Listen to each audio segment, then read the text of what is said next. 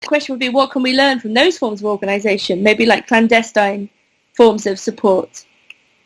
You know, can we extrapolate from existing networks rather than, you know, the left has a really bad tendency in Britain and elsewhere to always think that it's starting from scratch. You know, oh, we need new idea, we need to do something. It's like, well, okay, why don't we look at what exists that actually works, you know, or what ideas have already been said that were useful before? And, you know, of course we need new ideas all the time as well.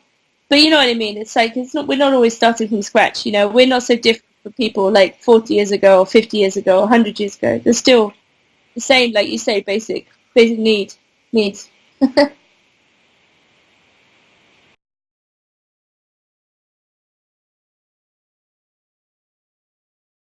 The question of survival, you know, concerns life in its most basic way. Of course it does. And I think, you know, when you don't have a situation of trust, you know, if you can't trust where food is coming from or whether you will be supported or, you know, whether there are enough resources to go round, then of course you're in this political fear, right? But, you know, but because those things have been taken away from us, because everything that belonged to everyone in the form of the commons has been enclosed. You know, we don't have, most people in the world, not everybody, but most people don't have a direct relationship to land. You know, they don't have a direct relationship to the production of food. So we depend upon all these like mechanisms, you know, that are often completely beyond our control. So when prices rise or, you know, there's a shortage or something like this, you know, we're at the mercy of these mechanisms, you know, and some more than others, always, you know. And so I don't know. I mean, you have to politicize the mechanisms of survival, like who has control over your survival, like, and how do we, I don't know, redistribute that mechanism? It's very hard, you know. I mean, if the moment you start talking about these things, it sounds like you want to go back to fields and, you know, everybody needs to grow their own vegetables and, you know, this kind of thing, which isn't going to be possible. You know, we live in a mass industrialized society where the distribution of food is done in this way, and for most people it's not a choice. You can't choose whether to eat a fancy vegetable or, you know, some cheap bread. You know, it's not, that choice is not really up to you, perhaps. You know, and sometimes there's this moralism about this. Anyways, particularly in Britain, and so it's ridiculous. But so I don't know. I like politicize the mechanisms of survival, or politicize who is running survival and who is making people feel this particular fear. Yeah. And I'm very interested in kind of existing social networks, like real ones, that actually do provide for each other. You know, where you do have an idea of community and people will give you what you need, not what you want. I mean, I think, I don't know, I mean, as a broad generalization, you know, it's often in those situations where, you know, people have just about enough, but they can see how much more the others have, that you have real sites of political revolution. And, you know, so because of, you know, and also, I mean, you know, think about what Brecht says when he says, you know, first bread, then morality. You know, I mean, it's like absolutely. I mean, I can talk about morality. You know, I have some food next to me. You know, I can make choices about what I do in a way that's not true of everybody. You know, so I think how do we kind of, I don't know, politicize survival? I mean, when there is kind of life at stake, as you say, and I always think that this is that actually it's feminism that's very instructive in this regard. So when Federici and others talk about the idea of a care strike, or when Claire Fontaine, the artist collective, talk about human strike, you know, it's pointing to the very limits actually of how you can resist and how you can withdraw your labor.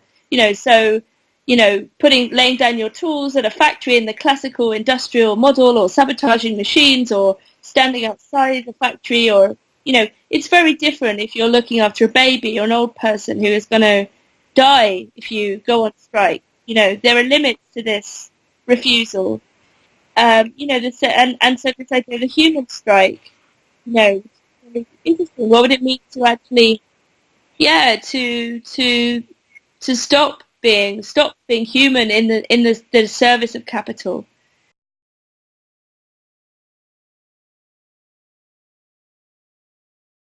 Yeah, obviously there's a kind of conceptual question about how one is mobilized, and I think that does relate to maybe this question of life or the human. You know, do we believe that we have enough in common, you know, such that we can relate to one another, you know, or are those class divisions so much that they, you know, they separate us culturally and politically? You know, clearly in practice they, you know, those separations are real, you know, and resentment is real. You know, resentment is a real political force, you know, and we shouldn't ignore it.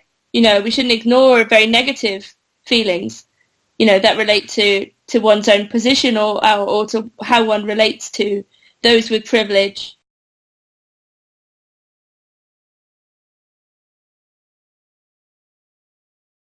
Yes, I mean, yes, I think, I mean, something like precarity or precariousness, yes, I mean, it's a very useful term, right? No doubt about it. It absolutely describes an existential feeling, also a social position. You know, it highlights a very great tendency between an older image of employment whereby you had, let's say, quote unquote, a job for life, you know, whereby you had pension, you had holiday pay, you know, you had some sort of job security.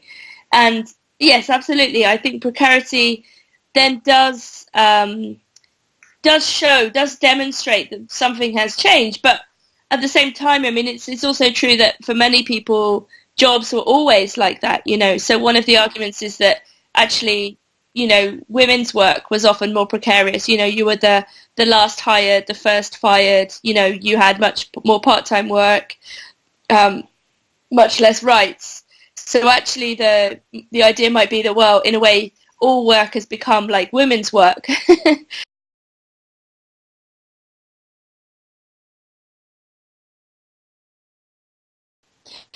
No, absolutely. Look, I think, you know, part of the ideology of work is to, yeah, constantly to rebrand something, you know, to advertise something in a half false way. So, you know, when sort of very part-time agency work started becoming very big in Britain, you know, it was very much branded as this is freedom, this is flexibility, this is, you know, empowerment for you, you know, because, oh, you're not tied down to a job, you know, oh, you have the freedom to move around. But, I mean, the only power that Labour power has is the freedom to withdraw its labour, you know, like to try to say, oh, these very much more limited rights as somehow freedom. Of course, I mean, from the standpoint of the economy, you know, this is very useful to have this idea, you know, but I agree, you know, I think the model of the freelance,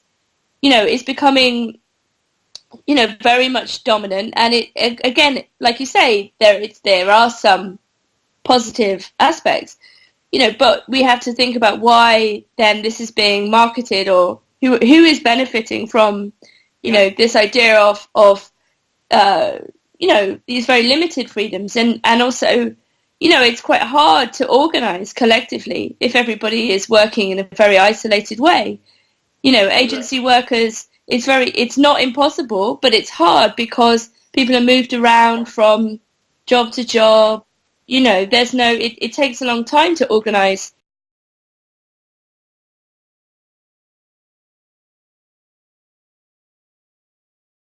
Actually, maybe this is interesting for you. I think in the past 10 years or so, let's say, the art world in Britain, for all of its faults, has actually provided cover for political discussion.